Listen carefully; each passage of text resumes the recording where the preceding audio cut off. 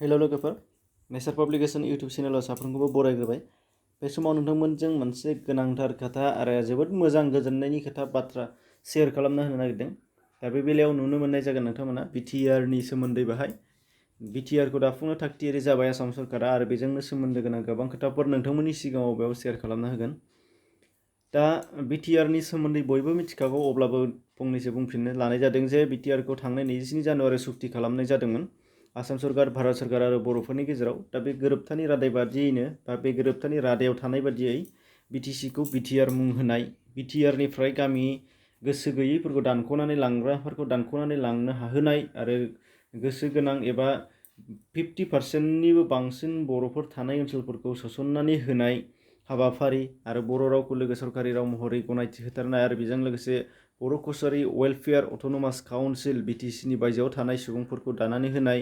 दा बेफोरखौ गासैखौबो दानसेनि गेजेरावनो मावफुंनो आखायाव लाबायनो आसाम सरकारा आरो बेनि थाखाय कमिसन दाफुंनायनि फारिफोरखौबो गासैखौबो मावफुंखाजोब्बाय होननानै बुंनाय जादों। दा बेखौ सावस्रि बिफाननि मन्थ्रि डक्टर हिमन्त बिश्व शर्मा बिथाङा दिनै प्रेस मिटनि गेजेरजों फोसावनानै होदों आरो नोंथांमोनाबो नुवाखैबा नायबानो जाबाय, डिसक्रिपसनाव लिंक दङ।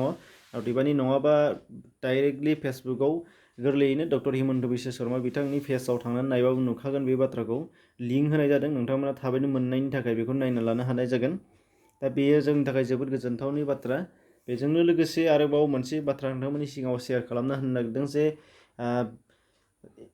एमपि रायजो सभानि एमपि बिश्वजित दैमारि बिथाङाबो बे बाथ्राखौ मोननायनि गेजेरजों बिथाङा गोजोननाय फोरमायदों आरो रायजो राजानिसिम फोसावनानै होदों जि नोंथांमोननो बाहाय बिथांनि फोसावनायखौनो आं फरायना होनो लानाय जादों। जे बिथाङा बुंदों, बोहैथि मायथाइनि 24 जानुवारि खालाराव जानाय बर' गोरोबथाखौ दानसेनि गेजेरावनो मावफुंनो लानायनि बेलायाव बिटिएडिनि मुंखौ बिटिआर खालामनाय आरो बिटिसि एबा बिटिआरआव गामि सोसननाय दानख'नायनि थाखाय कमिसन दानांगौनि फारिखौ दिनै आसाम सरकारा मावफुंबाय। लोगोसे दानसेनि गेजेराव बर' कसारि अट'नमास काउन्सिलखौबो दाफुंनाय आरो बर' रावखौ आसामनि लोगो सरकारि राव हिसाबै बाहायनायनि फारिखौ दानसेनि गेजेरावनो मावफुंनाय जागोन होननानै आसामनि डक्टर हिमन्त बिश्व शर्माया बुंदों। बे बाथ्राखौ बिथाङाबो खिन्थानानै होदों। दा बेजों लोगोसे मा जानो हागौ बिथाङा बेखौनो बुंफाबावदों, आं सानो बेफोरनि गेजेरजों बर' हारिनि थामोनथा आरो राव हारिमुजों लोगोसे समाजारि आरो रांखान्थियारि बिथिङाव आवगायलांनायनि बेलायाव जोंनि थिबोनाय मिजिंफोरा मोगथाङाव महर मोनगोन। बेनि थाखाय आं मानगोनां डक्टर हिमन्त बिश्व शर्माजों लोगोसे आसाम सरकार आरो भारत सरकारखौ साबायखर बावो। आं सानो गासै बर'नि सानसुमै आरो आफादनि बिबानगिरिफोरा खौसेयै थानानै बर' गोरोबथाखौ मावफुंनायनि बेलायाव नांगौ बादियै सोरखारनो मोजां सुबुरुन होलांनो हायोब्ला हारिनि थाखाय जोबोद मोजां हाबा जागोन। दा बिथांनि जे जोबोद मोजां मोनसे बानबुंथाय, बेखौ नोंथांमोनहा हमनो हाबाय जानो हागौ मा बुंनो नागिरदों।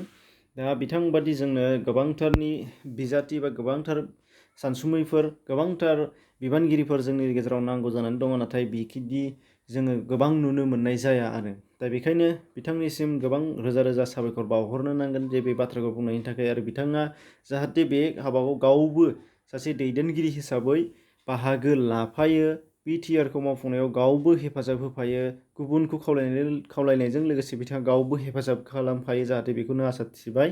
एसेनोसै, बेखिनिमोन नोंथांमोन, गोजोन्थों।